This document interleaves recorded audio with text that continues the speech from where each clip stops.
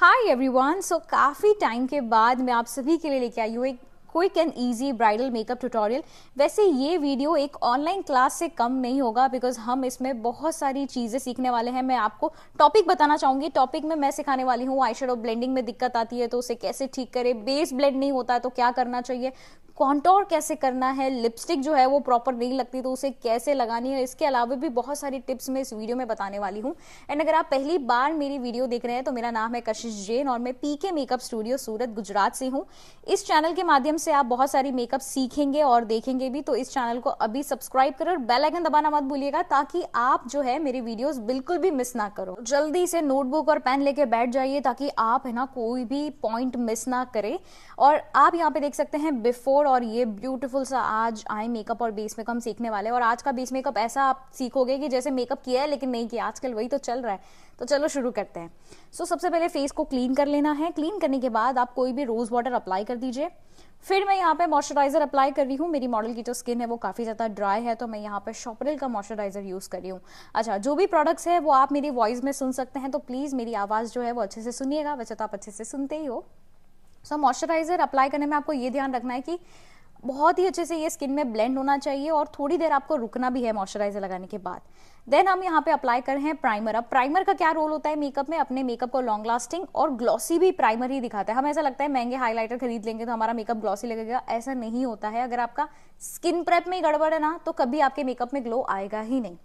अब हम क्या करने वाले हैं, कंसील करेंगे। अभी आप जैसे कि देख सकते हो थोड़े से अंडर आईज है तो मैंने क्या किया है, मॉडल की स्किन से एक टोन डार्क शेड का कंसीलर लिया है। मैंने ELF का कंसीलर यूज किया है जिसका शेड है 10 न्यूट्रल और एक फ्लैट ब्रश की मदद से जहां जहां पे मुझे डार्कनेस लग रही है वहां पे मैं अप्लाई कर रही हूँ।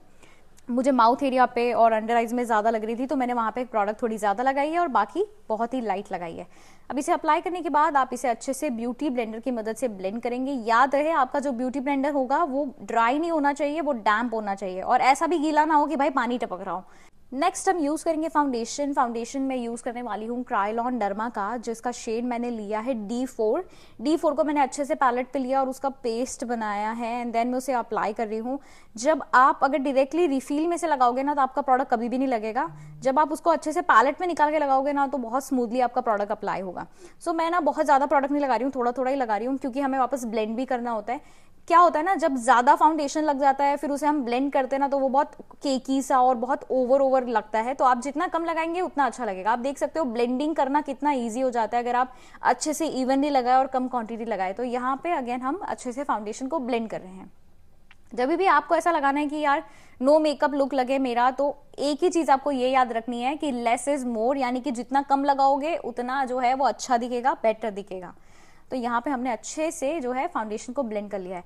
जितना टाइम फाउंडेशन लगाने में लगता है उससे कहीं ज्यादा टाइम फाउंडेशन को ब्लेंड करने में लगता है।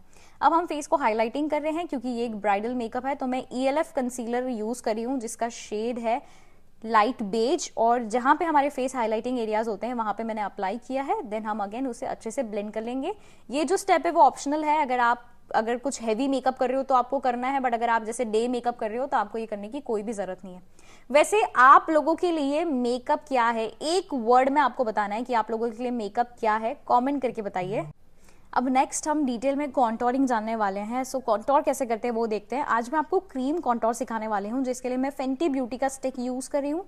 अब जब भी आप क्रीम कॉन्टोर अप्लाई करें आपको ये ध्यान रखना है कि क्रीम कॉन्टोर जो है ना वो बहुत ज्यादा फैलता है तो आपको इस तरीके से ब्रश में लेके ही लगाना है। तो आपको ये याद रखना है कि आपका जो कॉन्टोर शुरू होगा वो होगा टॉप ऑफ द ईयर से और आपके आईज के आउटर कॉर्नर पे वो खत्म हो जाएगा एंड देन उसे ऊपर के डायरेक्शन में आपको ब्लेंड करना है। याद रहे कभी भी नीचे की तरफ ब्लेंड मत कर देना, तो आपका फेस जो है ना वो कॉन्टोर होने की जगह और ज्यादा बड़ा दिखने लगेगा। तो आपको हमेशा ऊपर की तरफ ब्लेंड करना है। देन यहाँ पे सेम प्रोडक्ट से हम नोज कॉन्टोर कर रहे हैं। अब मैं अप्लाई कर रही हूँ रेवोल्यूशन का ब्लश जिसे हम अप्लाई करते हैं चीक्स एरिया पे। चीक्स पे हमने अप्लाई कर दिया है। आप लोग देख सकते हो कॉन्टोर बहुत ही नेचुरल और सटल लुक दे रहा है और आजकल ब्लश का ट्रेंड ज्यादा है तो मैंने ब्लश ज्यादा लगाया है। अब यहाँ पे हम लूज पाउडर से सारा कुछ लॉक कर दे रहे हैं बिकॉज हमने बहुत सारी लेयरिंग्स लगाई है तो लूज पाउडर लगाना कंपलसरी है। और लूज पाउडर से क्या होता है, हमारा जो बेस मेकअप है वो एकदम क्रीज फ्री भी हो जाता है, बिल्कुल भी क्रीजिंग भी नहीं आती है। तो आपको लूज पाउडर लगाना कंपलसरी है। देन मैं यहाँ पे यूज करी हूँ वोजो का हाईलाइटर। जो भी हमारे हाईलाइटिंग एरियाज है वहां पे ही आपको ये हाईलाइटर अप्लाई करना है। एक चीज मैं बता दूं, लूज पाउडर और कॉम्पैक्ट में बहुत ज्यादा डिफरेंस होता है। कॉम्पैक्ट जो होता है उसका पिगमेंट ज्यादा होता है, वो मोटा होता है, लूज पाउडर पतला होता है। और लूज पाउडर का यूज हम करते हैं बेस को सेट करने के लिए, और कॉम्पैक्ट का यूज हम करते हैं टचअप करना हो, या आपको बेस को लॉक करना हो, या मैट फिनिश देना हो, तब आपको कॉम्पैक्ट यूज करना है। अब बेस मेकअप हमारा यहीं पे खत्म होता है। अब हम बहुत ही ध्यान से आई मेकअप को देखेंगे, बिकॉज आपको हर एक चीज अगर जाननी है तो आपको डिटेल में देखना पड़ेगा। और अगर आपको कोई भी चीज समझ नहीं आती है तो आप वीडियो को पीछे करके फिर से देख सकते हैं। आईब्रोज डिफाइन कर लेनी है। उसके बाद मैं यहाँ पे व्हाइट बेस यूज करी हूँ। व्हाइट बेस यूज इसीलिए किया जाता है ताकि हमारे जो भी आई शेडो के कलर्स हो वो उठ के दिखे। सो एक फ्लैट ब्रश की मदद से मैंने अच्छे से व्हाइट बेस अप्लाई कर दिया।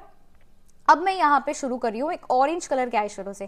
क्या आप लोग जानते हो कि मैं आई शेडो में ऑरेंज कलर से ही क्यों शुरू करती हूँ? अगर आप मेरे वीडियोस काफी टाइम से देख रहे होंगे तो आपको पता होगा, तो कमेंट जरूर करिएगा।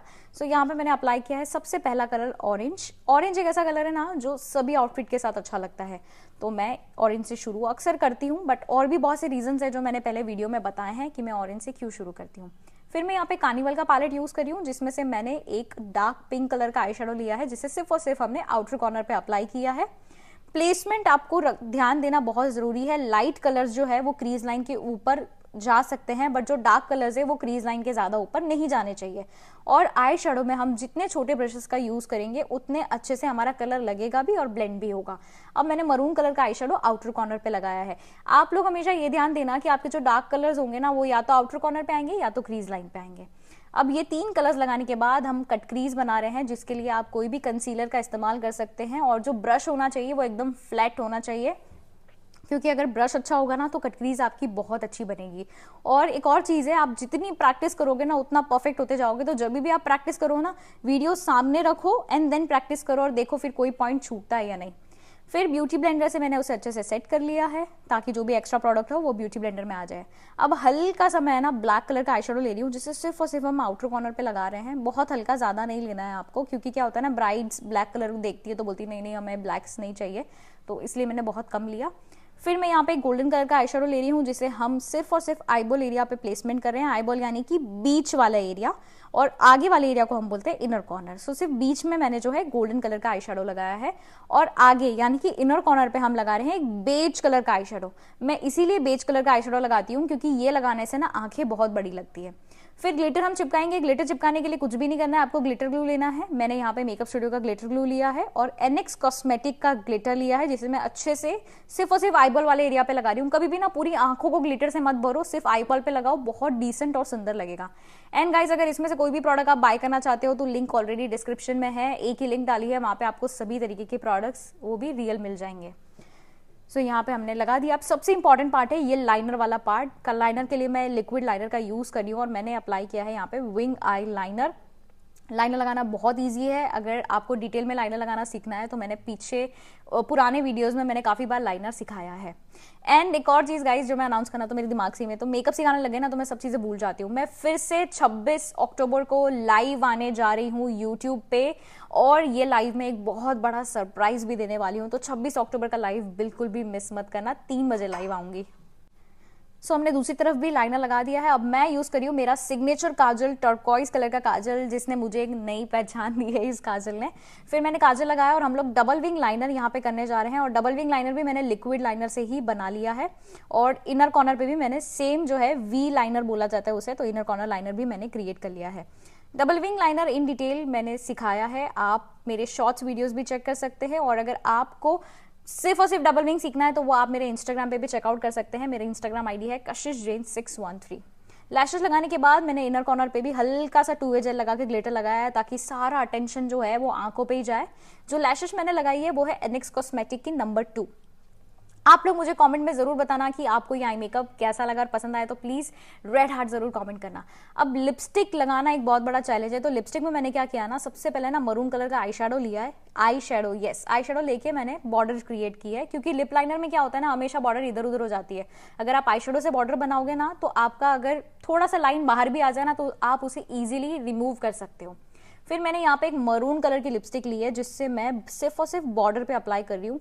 ये लिप शेड मुझसे ना काफी सारे लोग बोलते हैं मैम आप कौन सी लिपस्टिक लगाते हो, लेकिन असल बात ये होती है ना कि मैं एक ही लिपस्टिक में यानी एक ही लिप्स पे 2 से 3 शेड्स लगाती हूँ, तो बताना मुश्किल है कि कौन सा कलर मैं लगाती हूँ। तो सबसे पहले मैंने क्या किया, बॉर्डर पे जो है मैंने मरून कलर दिया और बीच वाले एरिया में ना मैंने मैक की पिंक कलर की लिपस्टिक लगाई और आप लोग देखो क्या ही लग रही है लिपस्टिक शेड।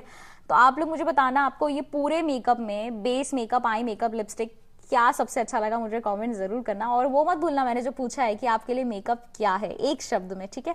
तो जल्दी मिलूंगी नेक्स्ट वीडियो में, इससे भी अच्छा, इससे भी बेहतरीन। तब तक इस मेकअप की प्रैक्टिस जरूर करना, क्योंकि प्रैक्टिस नहीं करोगे ना तब तक कुछ भी नहीं आएगा। सो सी यू एवरीवन, टेक केयर।